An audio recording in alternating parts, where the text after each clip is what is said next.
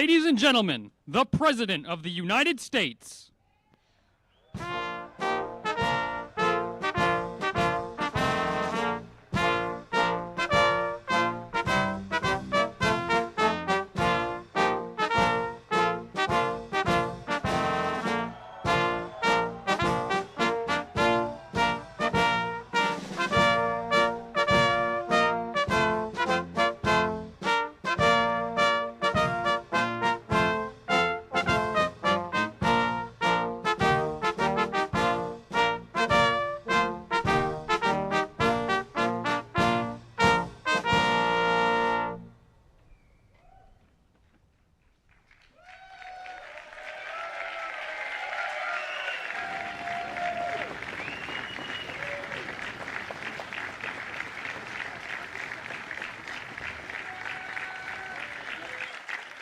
Thank you very much.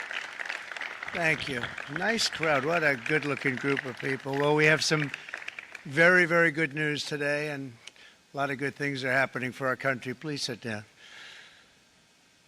My fellow Americans, this is Liberation Day.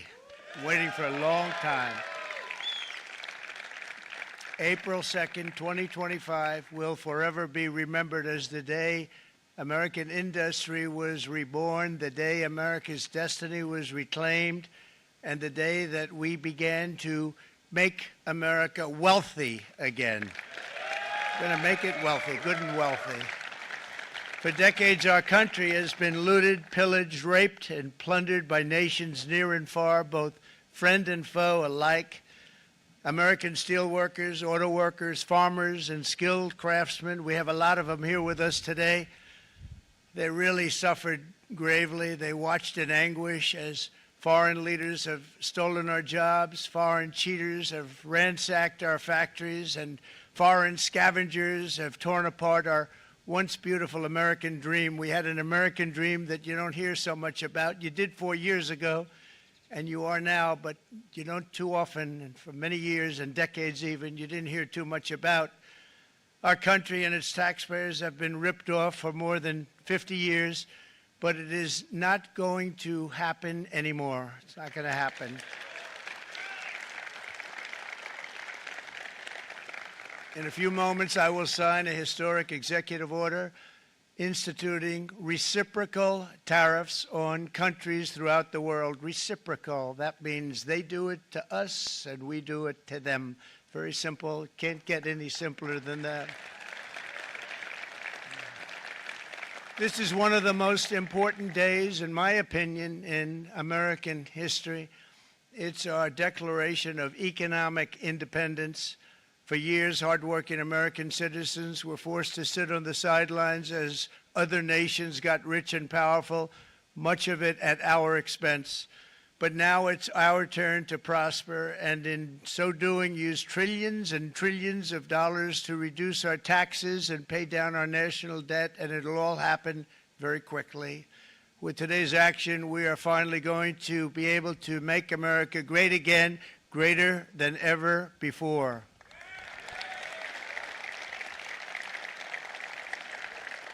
Jobs and factories will come roaring back into our country, and you see it happening already.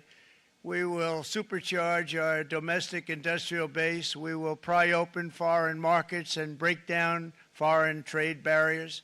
And ultimately, more production at home will mean stronger competition and lower prices for consumers. This will be indeed the golden age of America. It's coming back, and we're going to come back very strongly.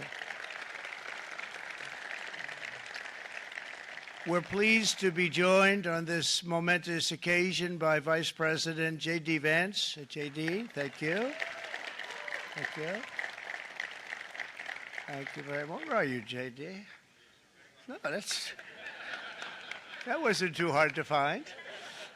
I was looking, you know, he likes to take a low-key attitude, so it'd usually be sitting right in front. He's gaining a lot of confidence, Mike, isn't he? And nearly my entire cabinet is here, as well as Speaker Mike Johnson, who's done an amazing job. And with the great success we had last night in Florida, we have a majority of 7. And 7's like a lot when we had it at 1, right? You've done a fantastic job, and many of the members of the House and Senate are with us. Senators, Congressmen, thank you all for being with us. We appreciate it. For decades, the United States slashed our trade barriers on other countries, while those nations placed massive tariffs on our products and created outrageous non-monetary barriers to decimate our industries. And in many cases, the non-monetary barriers were worse than the monetary ones. They manipulated their currencies, subsidized their exports, stole our intellectual property, imposed exorbitant VAT taxes to disadvantage our products, adopted unfair rules and technical standards, and created filthy pollution havens. They were absolutely filthy, but they always came to us and they said, we're violating, we should pay for it. It's all detailed in a very big report by the U.S. Trade Representative on foreign trade barriers, and I'll just hold it up for you. It's available, and you don't have to pay too much. As I understand it, you'll pay nothing. It's a lot of work for something, actually, because it's a special book. It's frankly, it's very upsetting when you read it, when you see what people have been doing to us for 30 years. This all happened with no response from the United States of America, none whatsoever. But those days are over. Let me offer just a few examples of the vicious attacks our workers have faced for so many years. The United States charges other countries only a 2.4 tariff on motorcycles. Meanwhile, Thailand and others are charging much higher prices, like 60%. India charges 70%. Vietnam charges 75%, and others are even higher than that. Likewise, until today, the United States has for decades charged a 2.5 tariff. Think of that, 2.5% on foreign-made automobiles. The European Union charges us more than 10% tariffs, and they have 20% VATs, much, much higher. India charges 70%, and perhaps worst of all are the non-monetary restrictions imposed by South Korea, Japan, and very many other nations. As a result of these colossal trade barriers, 81% of the cars in South Korea are made in South Korea. 94% of the cars in Japan are made in Japan. Toyota sells 1 million foreign-made automobiles into the United States, and General Motors sells almost none. Ford sells very little. None of our companies are allowed to go into other countries. And I say that, friend and foe, and in many cases, the friend is worse than the foe in terms of trade. But such horrendous imbalances have devastated our industrial base and put our national security at risk. I don't blame these other countries at all for this calamity. I blame former presidents and past leaders who weren't doing their job. They let it happen, and they let it happen to an extent that nobody can even believe. That's why, effective at midnight, we will impose a 25% tariff on all foreign-made automobiles.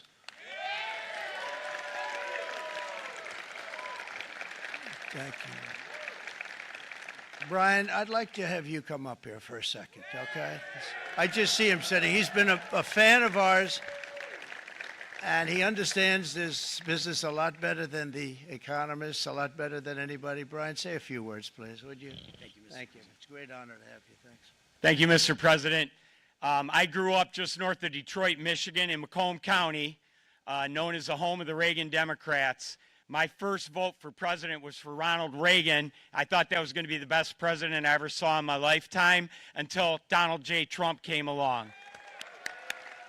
I have watched my entire life, I have watched plant after plant after plant in Detroit and in the Metro Detroit area close. There are now plants sitting idle. There are now plants that are underutilized, and Donald Trump's policies are going to bring product back into those underutilized plants. There's going to be new investment. There's going to be new plants built, and the UAW members, and I brought 20 of them with me. They're sitting right over here. We support Donald Trump's policies on tariffs 100%. So, Mr. President, we can't thank you enough. And in 6 months or a year, we're going to begin to see the benefits. I can't wait to see what's happening 3 or 4 years down the road. Thank you, Mr. President. Thank you so much. Thank you. What a great guy. He got it right from the beginning. He got it before almost anybody else. This group over there, they got it too. And, you know, we won the state of Michigan. We won almost all of them. But we won Michigan by a lot, and I want to just thank you all. The auto workers were fantastic. The Teamsters were fantastic. Everyone was pretty good, I will tell you. Thank you very much. I appreciate it. You're going to be very happy very soon, and you probably see what's happening with all of the, not only car companies, but car companies in particular. You see it with all of the ones they're moving, they're announcing day in, day out. You're seeing it. Nobody's ever seen anything like that. With today's actions, we're also standing up for our great farmers and ranchers who are brutalized by nations all over the world. Brutalized. Canada, by the way, imposes a 250 to 300% tariff on many of our dairy products. They do the first can of milk. They do the first little carton of milk at a very low price, but after that it gets bad, and then it gets up to 275, 300%. So when they're figuring what's Canada charging, they say, oh, about 2%, 3%. But take a look at what happens down the road. When you look a little bit, it's not a pretty picture, and we don't like it, and it's not fair. It's not fair to our farmers. It's not fair to our country. And with countries like Canada, you know, we subsidize a lot of countries and keep them going and keep them in business. In the case of Mexico, it's $300 billion a year. In the case of Canada, it's close to $200 billion a year. And I say, why are we doing this? Why are we doing this? I mean, at what point do we say, you got to work for yourselves, and you got to, this is why we have the big deficits. This is why we have that amount of debt that's been placed on our heads over the last number of years, and we're really not taking it anymore. Through non-tariff barriers, the European Union bans imports of most American poultry. You understand? They say, we want to send you our cars, we want to send you everything, but we're not going to take anything that you have. Australia bans, and they're wonderful people and wonderful everything, but they ban American beef, yet we imported $3 billion of Australian beef from them just last year alone. They won't take any of our beef. They don't want it because they don't want it to affect their farmers. And you know what? I don't blame them, but we're doing the same thing right now, starting about midnight tonight, I would say.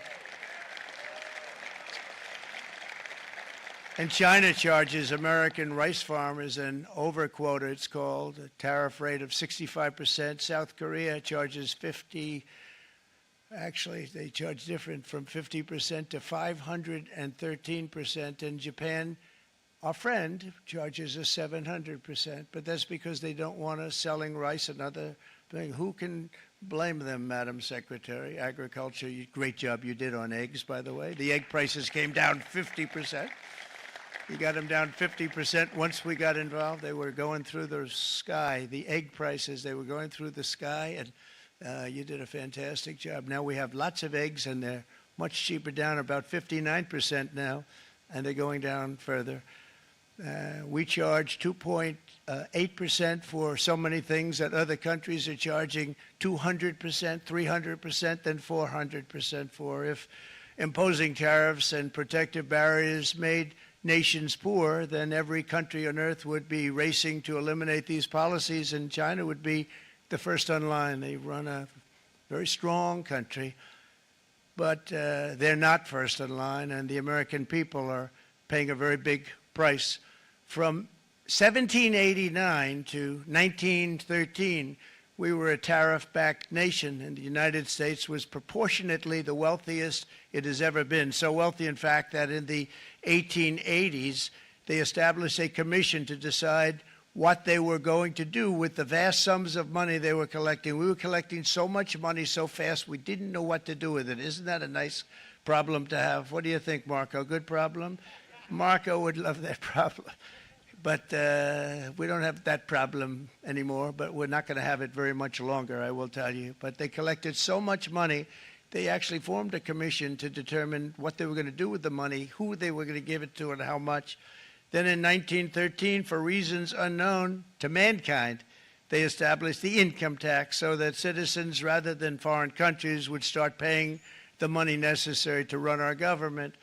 Then in 1929, it all came to a very abrupt end with the Great Depression, and it would have never happened if they had stayed with the tariff policy. It would have been a much different story. They tried to bring back tariffs to save our country, but it was gone. It was gone. It was too late. Nothing could have been done. It took years and years to get out of that depression, far longer than even FDR had that office right over there for a long period of time. The ramp system, that's rather intricate, was built because of him, and every time you walk up, you think of him, and he did a great job in many ways, but it lasted long beyond his terms, as you know. But it's not too late any longer, and we're going to start being smart, and we're going to start being very wealthy again. We're going to be wealthy as a country because they've taken so much of our wealth away from us. We're not going to let that happen. We truly can be very wealthy. We can be so much wealthier than any country. It's not even believable, but we're getting smart. Nearly a century later, in the face of unrelenting economic warfare, the United States can no longer continue with a policy of unilateral economic surrender. We cannot pay the deficits of Canada, Mexico, and so many other countries. We used to do it. We can't do it anymore. We take care of countries all over the world. We pay for their military. We pay for everything they have to pay, and then when you want to cut back a little bit, they get upset that you're not taking care of them any longer. But we have to take care of our people, and we're going to take care of our people first, and I'm sorry to say that.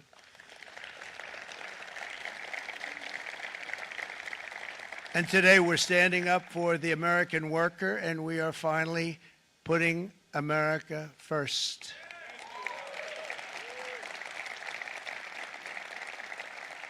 In Sleepy Joe Biden's last year in office, the United States hemorrhaged 100,000 manufacturing jobs, and the number was going through the roof at levels never seen before. And our trade deficit reached a record $1.2 trillion, which is unheard of. Since the beginning of NAFTA, the worst trade deal ever made, it was a horror show. I was able to terminate it. They all said you'd never be able to get it out. We had to get approval from Congress to get it terminated. We had to live with that deal. It was the worst trade deal ever made by far. But since the very beginning of NAFTA, our country lost 90,000 factories. Think of what that is, 90,000. Think about putting a map up and putting tax on it. You wouldn't have enough room.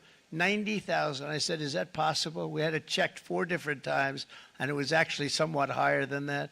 And 5 million manufacturing jobs were lost while racking up trade deficits of $19 trillion. That was the worst trade deal ever made. As a result of these gigantic losses, foreign nations now own $26 trillion more of American assets than think of this, than the Americans own of their own foreign assets or other foreign assets. The United States can no longer produce enough antibiotics to treat our sick. We have a tremendous problem. We have to go to foreign countries to treat our sick. If anything ever happened from a war standpoint, we wouldn't be able to do it. We import virtually all of our computers, phones, televisions, and electronics. We used to dominate the field, and now we import it all from different countries. A single shipyard in China now produces more ships every year than all of the American shipyards combined. Think of that. And it was a business that we used to dominate. We used to dominate it totally. In short, chronic trade deficits are no longer merely an economic problem. They're a national emergency that threatens our security and our very way of life. It's a very great threat to our country. And for these reasons, starting tomorrow, the United States will implement reciprocal tariffs on other nations. It's been a long time since we even thought of that. We used to think about it a lot. We didn't think about it for many decades, and you see what's happened. For nations that treat us badly, we will calculate the combined rate of all their tariffs, non-monetary barriers, and other forms of cheating. And because we are being very kind, we're kind people, very kind. You're not so kind when you got ripped off with your salaries. My auto worker friends and my Teamster friends and all of the unions that typically voted Democrat, they're not voting Democrat anymore because worker, whether union or non-worker, they're for the Republicans now. That's what happened. But we will charge them approximately half of what they are and have been charging us. So The tariffs will be not a full reciprocal. I could have done that, yes, but it would have been tough for a lot of countries. We didn't want to do that. I'd like to see the chart if you have it. Could you bring it up, Howard? This is our great Secretary of Commerce, Howard Lutnick. Thanks, Howard. So if you look at that, China, first row, China, 67%. That's tariffs charged to the USA, including currency manipulation and trade barriers. So 67%, I think you can, for the most part, see it. Those with good eyes, with bad eyes. We didn't want to bring, it's very windy out here. We didn't want to bring out the big charts because it had no chance of standing. Fortunately, we came armed with a little smaller chart. So it's 67%, so we're going to be charging a discounted reciprocal tariff of 34%. I think, in other words, they charge us, we charge them less, so how can anybody be upset? They will be, because we never charge anybody anything, but now we're going to charge. European Union, they're very tough, very, very tough traders. You know, you think of European Union, very friendly. They rip us off. It's so sad to see. It's so pathetic. 39%, we're going to charge them 20%, so we're charging them essentially half. Vietnam, great negotiators, great people. They like me, I like them. The problem is they charge us 90%. We're going to charge them 46% tariff. Taiwan, where they took all of our computer chips and semiconductors. We used to be the king, right? We were everything. We had all of it. Now we have almost none of it, except the biggest company is coming in. We're going to end up with almost 40%. Lee Zeldin's working to get their approvals. And it's an amazing company. Mr. Wei, of one of the great companies of the world, actually, they're coming in from Taiwan, and they're going to build one of the biggest plants in the world, maybe the biggest for that. But 64%, we're going to charge them 32%. Japan, very, very tough, great people. And again, I don't blame the people for doing it. I think they're very smart in doing it. I blame the people that sat right in that Oval Office, right over there, right behind the Resolute desk or whichever desk they chose. Japan, 46%. They would charge us 46%, and much higher for certain items like cars, you know, little items like cars. 46%, we're charging them 24%. India, very, very tough, very, very tough. The Prime Minister just left. And he's a great friend of mine, but I said, you're a friend of mine, but you're not treating us right. They charge us 52%. You have to understand, we charge them almost nothing for years and years and decades. And it was only 7 years ago when I came in, we started with China and charged them. We took in hundreds of billions of dollars from China in tariffs. And they understood, honestly. President Xi understood. He said, look, I understand. And the other countries, and they all understand. We're going to have to go through a little tough love, maybe, but they all understand. They're ripping us off, and they understood it. Prime Minister of Japan, Shinzo Abe. He was a fantastic man. He was unfortunately taken from us, assassination. But I went to him and I said, Shinzo, we have to do something. Trade is not fair. And he said, I know that, I know that. And he was a great gentleman. He was a fantastic man, but he understood immediately what I was talking about. I said, Shinzo, we have to do something. He said, I know that. And we worked out a deal, and it would have been a much better deal, but frankly, there were many years left in the deal that was made previous to my getting there, but it was something. If you look at Switzerland, 61% to 31%. Indonesia, Malaysia, Cambodia. Oh, look at Cambodia, 97%. We're going to bring it down to 49. They made a fortune with the United States of America. United Kingdom, 10%, and we'll go 10%. So we'll do the same thing. South Africa, 60%, 30%, and they've got some bad things going on in South Africa. You know, we're paying them billions of dollars, and we cut the funding because a lot of bad things are happening in South Africa. The fake news ought to be looking at it. They don't want to report it. Brazil, 10%, 10%. Bangladesh is 74%. So you see what's going on. Pakistan, 58%. Sri Lanka, 88%. So what we're doing is we're taking Not the full. We could take the full 88%. Thanks a lot, Art. He's doing a very good job. How's he doing, all right? I think you better take it with you. It's not going to last very long. He's going to put it, it's going to follow you down with the wind. I brought a hat just in case it got too windy, but here, would anybody like a hat? I'm not giving it to a cabinet. I'm giving it to the auto workers. Come here.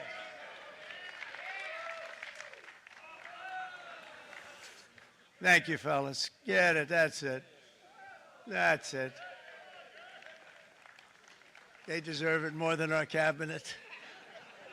Our cabinet has plenty of hats. But you see the numbers. The numbers are so disproportionate. They're so unfair.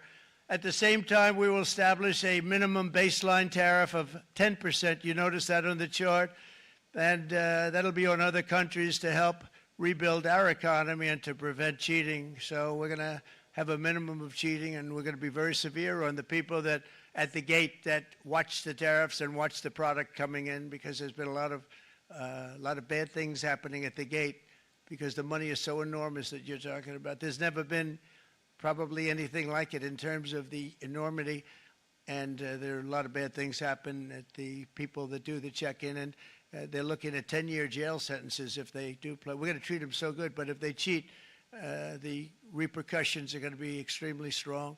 Foreign nations will finally be asked to pay for the privilege of access to our market, the biggest market in the world. We're right now the biggest market in the world. We had a great country 4 years ago in terms of the economics. We were doubling up on China. We were doing so well. Nobody was going to catch us, but so much of it slipped away over the last 4 years under Biden. I campaigned on this policy throughout last year, and today that promise was made, and it was also a promise, as you know, that was kept. Promises made, promises kept. To any company that objects to our common sense reciprocal tariffs, again, reciprocal, back and forth, back and forth. And I call this kind reciprocal. This is not full reciprocal. This is kind reciprocal.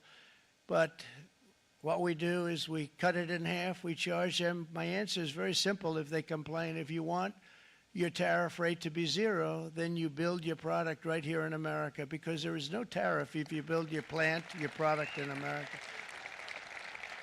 And we've seen companies coming in like we've never seen before.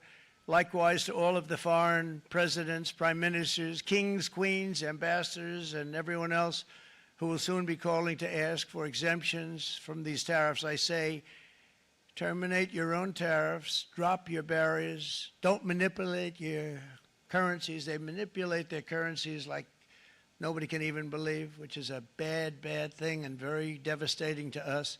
And start buying tens of billions of dollars of American goods. Tariffs give our country protection against those that would do us economic harm. And many people were looking to do us economic harm. Maybe not so obviously, but they were doing tremendous economic harm. But even more importantly, they will give us growth. These tariffs are going to give us growth like you haven't seen before, and it'll be something very special to watch. I am so looking forward, and Brian, it's going to happen even faster than you said. You know, you might say, but it's already started. It's already started. Work's already begun on plants all around the country, and you see that as before. These are big, rich companies. We have $61 billion started on a big plant going up. It's going to be announced over the next 2 days, and they already started work. Many of these the biggest companies in the world, they've committed to build, build, build. We're going to build, build, build, sir. And they came here to see me, and they wanted to know if they could have a press conference. I do as many as I can. I'm pretty busy trying to stop Russia and Ukraine and the Middle East. We got to stop that. We got to stop the Houthis, which we're making tremendous. They like shooting ships down and out of the water, sinking ships. They get a kick out of it, but they're not getting such a kick out of it now, are they, Mr. Secretary? They're not getting such a kick out of that now. But here are just a short list of some of the companies that have already announced and committed to investment. And this is a company that built its factories and its plants in China. Apple is going to spend $500 billion. They never spent money like that here. They're going to build their plants here. SoftBank, OpenAI, and Oracle, great companies, are investing $500 billion almost immediately. NVIDIA, a hot company, is investing hundreds of billions of dollars. They just announced. TSMC, the biggest, most important company in the world of chips from Taiwan, with no investment from us, is investing $200 billion. And they said the reason was, number one, the election of November 5th, and number two, the tariffs. They don't want to pay the tariffs, and the way they're not paying it is to build their plant here. So we're going to go from almost no percentage. We used to have 100% of the chip market. Now it's all in Taiwan. Almost all of it's in Taiwan, a couple of other countries, but mostly in Taiwan. And think of it, we had 100%. We lost it because of people in that office that didn't do their job. They allowed it to be stolen from us. Johnson & Johnson, great company, $55 billion. Eli Lilly, $27 billion. Meta is investing $500 billion. Wow. DeMac is investing $20 billion. CMA, CGM, $20 billion. And then you have Merck and Clarios, Stellantis, General Motors, GE Aerospace, Honda, Nissan, Hyundai are all putting in billions and billions of dollars, and they're committed 100%. So. And we've never had, and this is after 2.5 months. This is after just a short, this all took place as soon as we came out with what everybody wanted to do. You know, I watched a gentleman today on television. He used to work with Lee Iacocca, a very respected automobile person, and he said, you know, because they're asking people, and they try and get as many negative people as they can, but they can't find them too much. It's pretty hard to find in terms of what we're doing, especially when they see all this investment. They said, so tell me, what do you think of what Trump is doing from the automobile standpoint? And he said, I can't believe it. Somebody is finally, he's an older guy, real pro, really top guy, with Lee Iacocca. He said, I never thought I'd see the day when this would happen, where somebody had the courage to go and do what has to be done. This is transforming our nation. Our entire nation is going to be transformed, not only with the cars, but on every single other item that's built. We're going to become an industrial powerhouse. And he said that so beautifully today. In fact, I'm going to find out, I'm going to get a tape, and Bruce, I'm going to get that tape, and I'm going to send it to you out in Long Island, and you're going to play it for the people. And all your union workers and your non-union workers out there, you got a pretty even split.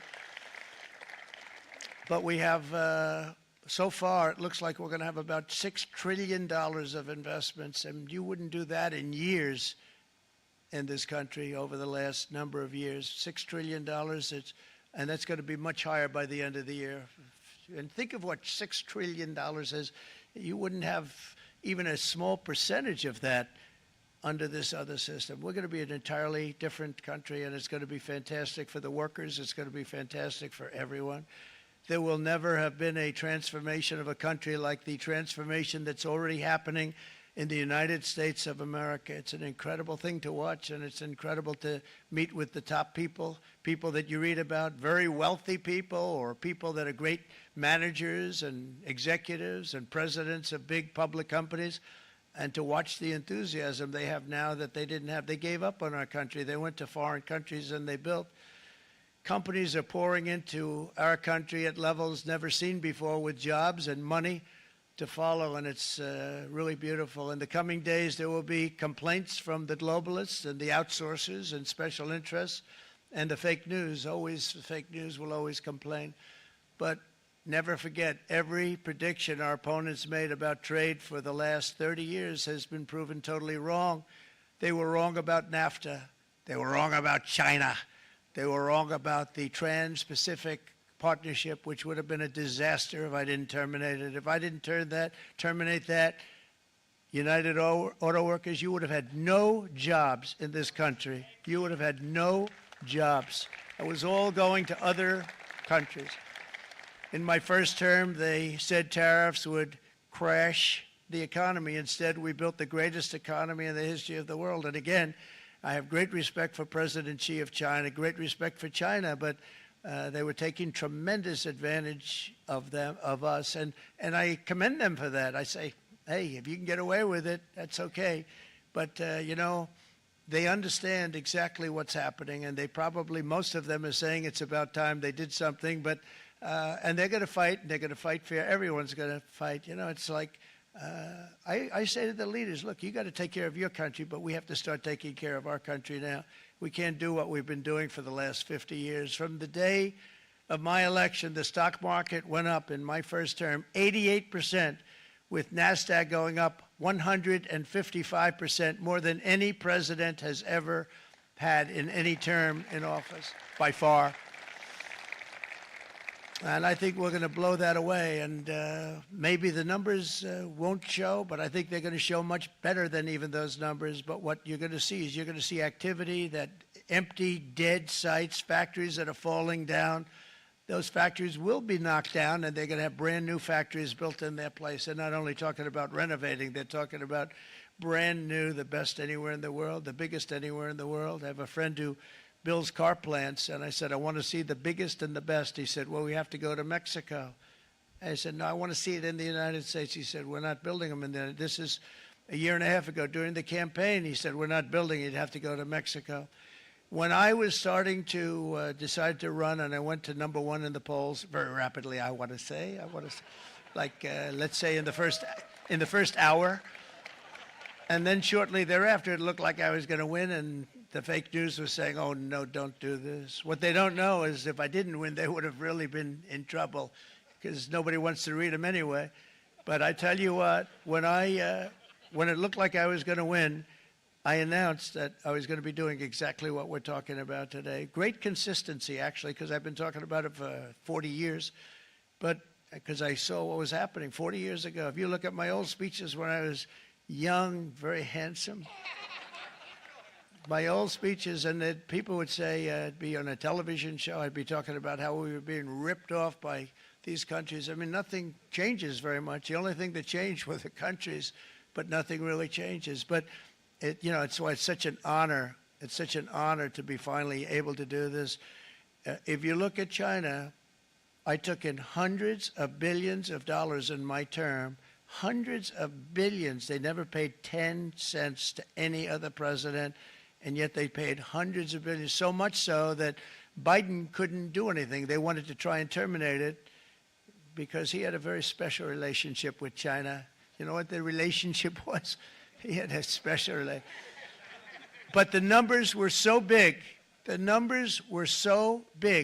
that they couldn't do it.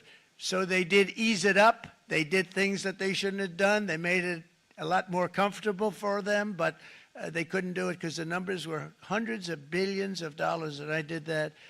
And we were on our way to doing something like incredible.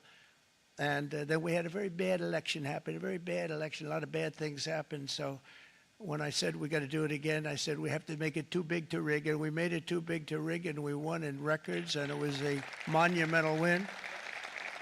And it was such an honor to see so many of you, like Brian and your friends, here with us to celebrate, and to more importantly celebrate what we're doing, because that wouldn't be a full celebration if we didn't do this, because this will be an entirely different country in a short period of time. It'll be something the whole world will be talking about it. The critics made the very tired predictions earlier this year, but in February, core inflation dropped to the lowest rate in 4 years. And the price of eggs, as you know, just in a month and a half, we were there for 4 weeks. And the first week, I got blamed for eggs. I said, I just got here.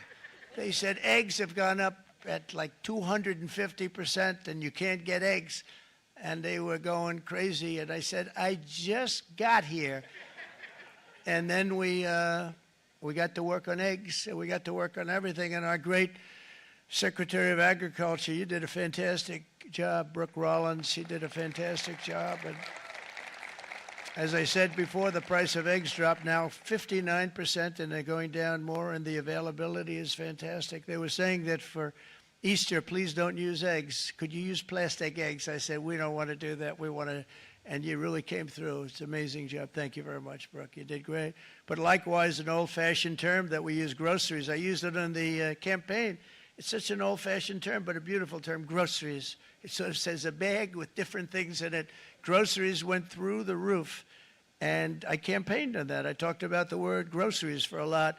And energy costs now are down. Groceries are down. Gasoline is way under $3, and people are beginning to be able to buy things and live again. We brought prices way down. We created 10,000 already in a few weeks, new manufacturing jobs.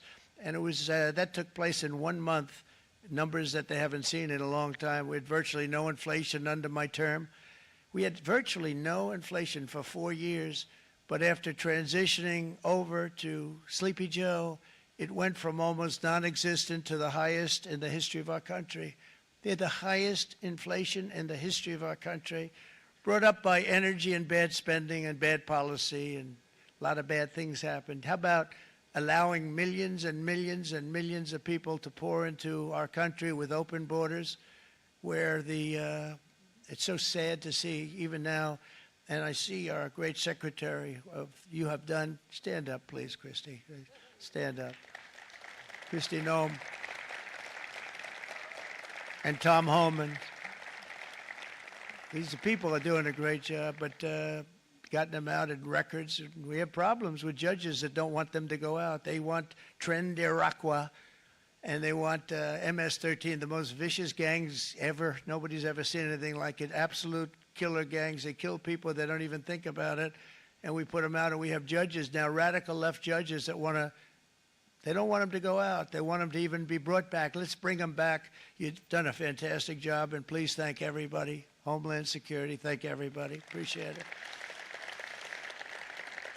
And we now have a border that's the best border that we've ever had, even better than it was my first term. My first term we did good, but this one we really specialized in. We've done really well. And we had records then. We had the best, safest border. 4 years ago, we had the best border there ever was. And now we have, you've actually matched it and done even better. And we're going to get it down the right way. And we want people, by the way, to come into our country, but we want to come in through a legal process. We want them to come in legally. We need more people. We need people to run these plants and to help the auto workers and the Teamsters and the non-union people and everybody else. But we need people and the farmers.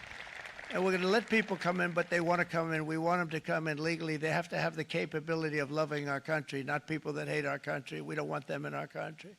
And now we're going to pass the largest tax cuts in American history, and that's where we're relying on Mike and John Thune. And we will not cut Social Security, Medicare, or Medicaid benefits, and the Democrats will, because if they got in, the entire economy would collapse. This country was heading for a collapse under the people that you saw. They were horrible. I think one of the reasons people like the job, I have my highest approval ratings because I think they're comparing me to the worst administration in the history of our country, so I appreciate that at least. But Speaker of the House Mike Johnson and Senate Majority Leader, appreciate it, Mike. John Thune have been fantastic, by the way. But they've been working tirelessly on taking the next step to pass the plan for our one big, beautiful bill. I'd like to name it that if you can. One big, I made that statement about 6 months ago, and everybody calls it one big, beautiful bill. And it will be that. It'll have everything, the big tax cuts and every incentive there is. And it'll be fantastic. And by the way, for the cars, we're asking for an interest deduction on a loan. So if you build the car, only in America we do it, Brian. If the car's not built in America, you don't get the interest rate deduction. But if you build the car in America, if you buy a car, if it's built in America, then you get an interest rate deduction, tax deduction, and that's a big thing. That's going to be a big thing. I think that's going to pay for itself very quickly, that deduction. Never happened. We've never had anything like that before. Somebody said, where do you get the idea? Because it's so basic. You would think that would have happened a long time ago. It never did, and I'm very happy it didn't because now I can say that was my idea. But we're going to get us closer to the debt extension. We have to get the debt extension passed, and I know you're going to be able to do that, Mike, and it's very important that you do that. And all of the other things that the Senate budget plan gives us, along with working, because I know they're working together, John and Mike, and the two bills are going very well together. We need to get our shared priorities done, including certain permanent tax cuts. We want the tax cuts to be permanent, spending cuts, energy and historic investments in defense, border, and so much more. We're covering everything. These will be phenomenal. There'll be no bill like this going to straighten. One bill is going to straighten out our country for many, many years to come. And we said, let's just do it and let's get it done. And some guys will love it and some guys will like it a little bit less because they're not getting what they were exactly looking for, but they're getting a lot. They'll never, if we get this done, it'll be the most incredible bill ever passed in the history of our Congress and Senate and congressmen, the senators and the congressmen, many of whom are here today, will be very proud of themselves. I really believe that. It's going to set us on a whole new prosperous path. We're going to cut spending and right-size the budget back to where it should be. We're going to do that very strongly. Thank you, Rick. Thank you. John, thank you. Oh, look at all of our senators over there. Oh, boy, that's a nice group of people. But I won't like them so much if they don't get this bill done. That's a great group. And Congressman, thank you very much. I appreciate it. Tremendous people. The Senate plan has my complete and total support, and the House plan likewise is very similar. They're moving along pretty much at the same clip, and as soon as you're ready, you'll show it to me, and I'm sure it'll have my support, Mike. Every Republican congressman and senator must unify. We have to unify. We can't be separated. We have to get it done. We have to get absolutely everything we can, and we have to take care of the American people. That's the only thing that matters. We have to take care of the American people first. We need to pass this bill immediately, get it done, including debt extension. From this day on, we're not going to let anyone tell us that American workers and families cannot have the future that they deserve. We're going to produce the cars and ships, chips, airplanes, minerals, and medicines that we need right here in America. The pharmaceutical companies are going to become roaring back. They're coming roaring back. They're all coming back to our country because if they don't, they got a big tax to pay. And if they do, I'll be very happy, and you're going to be very happy, and you're going to be very safe. We're going to build our future with American hands, with American heart, American steel, and we're going to build it with American pride like we used to. We're approaching our 100th day as president and have been given credit by a lot of people, actually, even some of the fake news. Can you believe it? Which in this case hopefully isn't fake, for having done more in that time than any other administration in the history of our country in the first 100 days. I think we've had an amazing, in terms of what we've done, what we've gotten accomplished. I'd like to see if we can get that war ended and another war from not starting in the Middle East. We have to get Russia. They're losing 2,000 on average, 2,500 people today, young people, soldiers, Russian, think of that. 2,500 through some days, but on average, probably over about a 1 week period, it's 2,712, they say. They're losing those soldiers. They're dying. They're being decimated. And they're not from our country, but they're from other countries, but they're human beings. They're from Russia. They're from Ukraine in this period, most of them. And we're going to get it stopped. It's a senseless war that would have never happened if I was president, and it shouldn't be allowed to go on. And I think we're being given good cooperation by Russia and by Ukraine, but we have to get it stopped. It's humanity. It's humanity. It's a terrible thing. This will be a very big moment. I think you're going to remember today. It's going to be a free nation that we're dealing with. We're going to have a very free and beautiful nation. It's going to be Liberation Day in America, and it's going to be a day that hopefully you're going to look back in years to come and you're going to say, you know, he was right. This has turned out to be one of the most important days in the history of our country. God bless you and God bless America. Thank you, everybody. Thank you very much. Thank you. Thank you very much.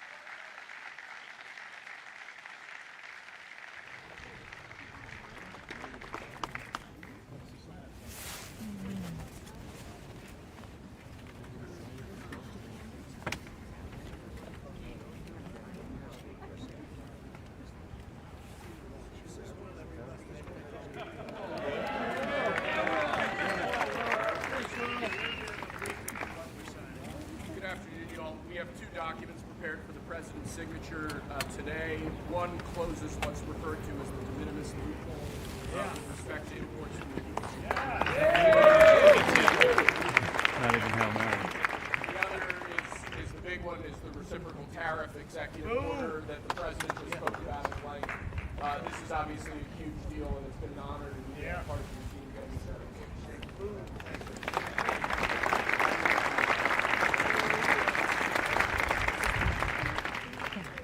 This is big stuff.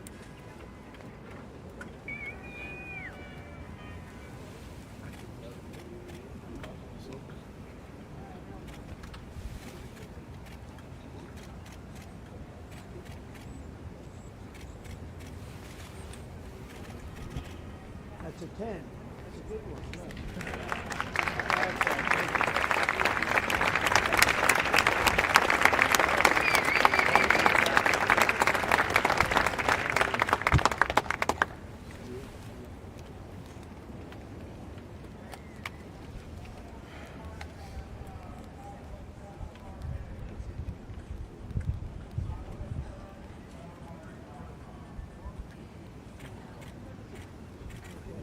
I'm going to hand out these pens.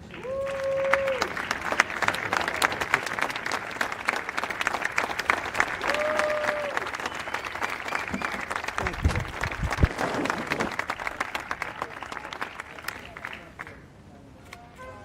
Mr. President, what do you say to American families who are worried they'll pay more?